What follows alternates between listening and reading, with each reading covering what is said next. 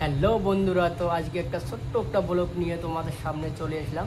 তো ব্লগটা first class অবধি দেখতে থাকুন। তো বন্ধুরা, তো যখন আমি ফার্স্ট ইউটিউবে ভিডিও বানাই বা ফার্স্ট কাম করি, তখন আমি এই ফোনটা দিয়ে স্টার্ট করি, পোকো C3। তো এই ফোনটা দিয়ে যখন আমি স্টার্ট করছি, তখন কিন্তু এই ফোনটার ক্যামেরা কিন্তু অতটা ভালো হয় না। তার জন্য এই ফোনটা আমি চেঞ্জ করে গাইস তো যখন আমি Realme 6 ফোনটা নেই, তো তখন কিন্তু এমন 6-7 মাস ভালোই চললো। কিন্তু আমি আর কি বুঝতে পারিনি, যখন আমি যে ভিডিওগুলো Realme 6-এর ক্যামেরা দিয়ে আর কি ভিডিওগুলো করি আর ইউটিউবে আপলোড করছি, পোস্ট করছি, কিন্তু পাবলিকরা, দর্শকরা কিন্তু অতটা আমাদের ভিডিওগুলো ভালো দেখতে পাচ্ছি না, মানে সাবস্ক্রাইব দেখছি।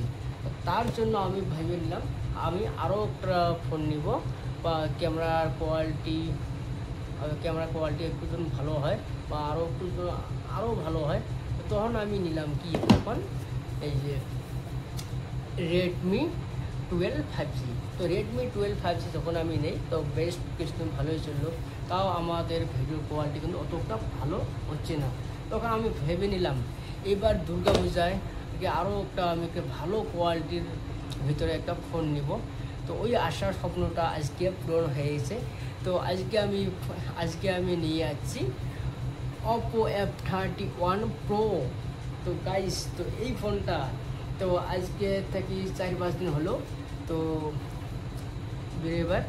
তো এই ফোনটাই আমি নিয়ে যাচ্ছি, দেখতে পাচ্ছ Oppo F31 Pro। তো আমি দোকানে গেলাম, আমাকে দোকানদার এই ফোনটাই দেখালো, আমাকে বললো ভাই তুই এই ফোনটাই নিয়ে যাও, Oppo F31 Pro।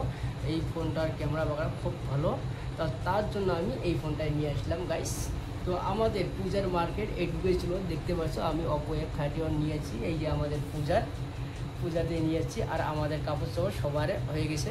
তো আপনারা পূজাতে কি নিয়েছেন প্লিজ, তো আপনারা সবাই কমেন্ট করবেন। তো গাইস, তো এখন থাকি তোমরা সবাই ভিডিও ডেইলি পেয়ে যাবেন। তো প্লিজ তোমরা সবাই একটু সাপোর্ট করো, তো আপনাদের এই ছোটো ভাইটা যেন আগ বাড়তে পারে ইউটিউবে। তো ওকে, ধন্যবাদ।